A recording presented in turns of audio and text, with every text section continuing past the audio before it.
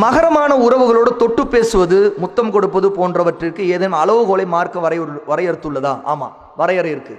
மகரமான உறவு நம்முடைய மகளா இருப்பாங்க, சரியா, மகனா இருப்பாங்க, யாராக இருந்தாலும் சரி, மகரமானவங்களாக இருந்தாலும், இது நான் மகரம் பற்றி கேள்வி இல்லை. நான் மகரமை தொடக்கூடாது அப்படிங்கும் போது அதுக்கு பிறகு முத்தம், அதுக்கு எந்த இதுக்கும் இல்லை. நான் மகரமை பார்த்துக்கிட்டு அவங்களோட தனிமையில இருக்கக்கூடாது, அவங்கள பார்க்கவே கூடாது. அதாவது பார்க்கனா இச்சையோடு உள்ள பார்வை அல்லது அவங்களை திரும்ப திரும்ப பார்க்கக்கூடிய பார்வை, இரண்டாவது பார்வை இருந்தாலே அது ஹராமான பார்வை, சரியா. இங்க மகரமான ஒரு விஷயத்துல என்ன அப்படின்னா, மகரமான நம்முடைய மகளைய முத்தமிடுவதா இருந்தாலும் அவங்களுக்கு ஆரம்பத்தில் அவங்களுடைய 7-10 வயது, 7 வயதுங்கிறது ஆரம்பத்தில் அவங்களுக்கு நம்ம கட்டளையிட வயது. அவங்க சிறிய பிள்ளைகளா இருக்கக்கூடிய, பாலிகான எந்த அடையாளம் இல்லாத ரொம்ப சிறு அந்த அந்த அவங்களுடைய பக்குவம், அவங்களுடைய மெச்சூரிட்டி, அந்த மெச்சூரிட்டி வளராத நேரம். அந்த மெச்சூரிட்டி வளராத நேரத்தில் அவங்களுடைய உடலும் அவங்களுடைய மனமும் பிசிக்கலி அண்ட் மென்டலி ரெண்டுமே மெச்சூரிட்டி அடையாத நேரம். அப்போ அவங்க சிறு குழந்தைகளா இருப்பாங்க. அப்போ அவங்கள அவங்களுடைய கன்னத்தில் முத்தமிடுறது, அவங்களுடைய நெத்தியில முத்தமிடுறது மார்க்கத்தில் எந்த தப்பும் இல்லை. ஆனா அதே நேரத்தில் அடுத்தவங்க பாலிக ஆயிட்டாங்கனாவே, பாலிகான ஒரு மகளை முத்தமிடுறது நெத்தியில முத்தமிடணும், முத்தமிடணும். இது ரசூல் ஸல்லல்லாஹு அலைஹி வஸல்லம் உடைய சுன்னாவுல இருக்கு. ஃபாத்திமா ரலியல்லாஹு அன்ஹாவுக்கு ரசூலுல்லாஹ் முத்தமிடுவாங்க. இதே மாதிரிதான் அது ஒரு தாயா இருந்தாலும் நெத்தியில முத்தமிடுற வழக்கத்தை வச்சுக்கணும். அதே மாதிரி அல்லாஹ் தஆலா எதை அவுராவாக ஆக்கியிருக்கானோ அந்த அவுராவான விஷயங்கள்ல தொடுவதை கட்டாயம் தவிர்க்கணும்.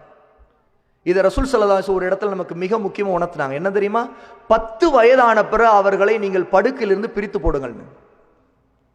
அப்போ படுக்கையிலிருந்து பிரித்து போடுறதுக்கான வயதை ரசூலுல்லாஹ் 10ன்னு சொல்லும் போது அதோடைய கருத்து என்னன்னா, அவங்களை நம்முடைய படுக்கையிலிருந்து முதல்ல பிரிக்கிறது.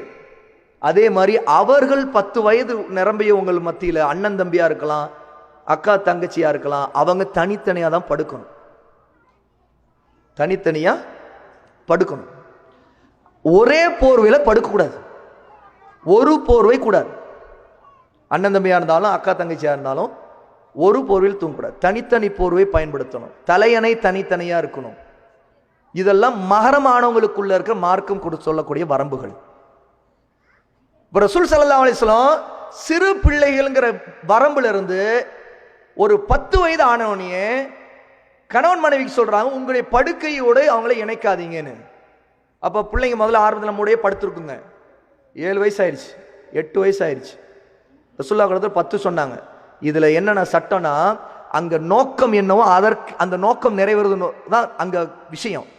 இப்ப 10 வயசு இருக்கிறது இருக்கட்டும், 7 வயசு இருக்கட்டும், 7 8 கூட இருக்கலாம். ஆனா 10 வயசுடைய மெச்சூரிட்டி ஒரு குழந்தைக்கு வந்துருச்சு அப்படின்னா நம்ம 7 8 கூட படுக்க விட்டு பிரிச்சு போட்டுடலாம்.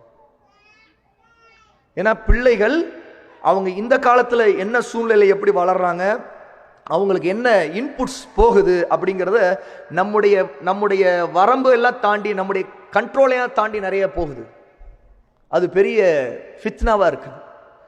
அப்போ இந்த 10 வயது ரசூலுல்லாஹ் சொல்லும்போது படுக்கையிலிருந்து பிரியுங்கள் சொன்னாங்க. அதுதான் ரொம்ப முக்கியம். அப்போ மகரமானவங்களை பற்றி அங்கே ரசூலுல்லாஹ் சொல்றாங்க. மகரமானவங்க தானே அவங்க படுக்கையிலிருந்து பிரிக்க வேண்டியவங்க. அப்போ மகரமானவங்களா இருந்தாலும் படுக்கையிலிருந்து பிரிக்க வேண்டாம். அவங்கள தொடுவது, அவங்கள கட்டி அணைக்கிறதுல சில அது கட்டி அணைக்கிறதுன்னு ஒரு விஷயம் இருக்குது. ஆனால் அது அவுரத்து படுற மாதிரியான முறையில் இருக்கக்கூடாது. உதாரணத்துக்கு மகளா இருக்கலாம், சாதாரணமாக ரொம்ப என்னது சில பெண்கள் மட்டுமே பார்க்கக்கூடிய நிலையில், அந்த தாய் மட்டுமே பார்க்கக்கூடிய நிலையில் இருக்கக்கூடிய ட்ரெஸ் போட்டுக்கிட்டு அந்த ட்ரெஸ்ஸை போட்டுக்கிட்டு தந்தை முன்னாடி வரக்கூடாது. ஏன்னா அல்லாஹ் சுப்ஹானஹு மா வஹர மின்ஹான்னு சொல்றான். மா வஹர மின்ஹா, மா வஹர தானா வெளிப்படக்கூடியதுன்னு அர்த்தம். தானா வெளிப்படுற ஹிஜாபே அணிகிறாள் ஒரு பெண்ணு. ஆனால் சிலது தானா வெளிப்படுற நிலை இருக்கும். வண்டியில் போவாங்க, சிலது தெரியாம அவங்களுடைய உள்ளாடையுடைய கீழ்ப்பகுதி சில நேரத்தில் வெளியே தெரிகிற மாதிரி சூழல் ஏற்படலாம். இது தானா வெளிப்படுவது அல்லாஹ்வோட குற்றமாகாது. அப்ப தானா வெளிப்படுத்துறது வேற, தானா வெளியாகிறது வேற.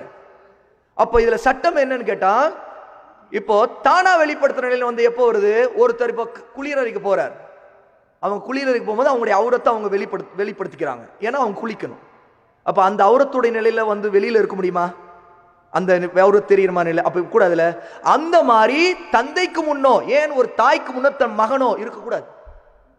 இன்னைக்கு சில நேரத்தில் இந்த சட்டமே தெரியல, தொடை தெரியும் விதமா மகன் வந்து வீட்டில் இருக்காரு. இது கூடாது, மார்க்க தடை செய்யப்பட்டது. ஏன்னா ஆயிஷா ரலியல்லாஹு அன்ஹா சொல்றாங்க, ரசூலுல்லாஹி ஸல்லல்லாஹு அலைஹி வஸல்லம் மர்மஸ்தானத்தையும் தொடையையும் ஒரே தரத்தில் சட்டம் சொன்னார்கள். நம்முடைய மார்க்கத்தில் அவுரத்தில் ஒரு ஆணுக்கு தொடை ஒரு அவுரா, மர்மஸ்தானம் என்னவோ அதே மாதிரி தான் தொடை. அதனால மார்க் ஒருத்தர் விளையாடுறாங்க கூட முட்டிக்கு கீழே தான் அது இருக்கணும், முட்டி வரைக்குமா முழுக்க மறையணும். இன்னைக்கு சில நேரத்தில் தெரியாதனால என்ன செய்யறாங்க மக்கள், இப்போ பள்ளிவாசல் சேர்ந்து பாத்ரூமுக்கு வர்றவங்க சாதாரணமாக டக்குன்னு தங்களுடைய கீழடை இறக்குறாங்க, தொடை எல்லாமே தெரிகிற மாதிரி. கூடாது.